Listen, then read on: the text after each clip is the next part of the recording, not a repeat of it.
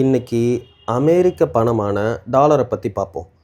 உலகத்தில் கிட்டத்தட்ட 160 நாடுகள் தங்களோட பணத்தை தாங்களே அச்சிட்டு பயன்படுத்திக்கிட்டு வந்தாலும் 19ஆம் நூற்றாண்டில் ஏற்றுமதி இறக்குமதி ரொம்ப அதிகமாக இருந்துச்சு. அப்போ உலக நாடுகளுக்கிடையே பொதுவான ஒரு பண பரிமாற்ற முறை தேவைப்பட்டுச்சு. அதனால் 1944 பிரெட்டன் வுட் அக்ரிமெண்ட்டுன்னு சொல்லி ஒரு அக்ரிமெண்ட் போட்டுக்கிட்டாங்க. அதில் என்னன்னா, 1.2 யுஎஸ் டாலரை கொடுத்துட்டு நீங்கள் 1 கிராம் தங்கத்தை யுஎஸ் ரிசர்வ் பேங்க் கிட்டேருந்து நீங்கள் வாங்கிக்கலாம். இது உலக நாடுகளுக்கு மட்டும்தான் பொருந்தும்.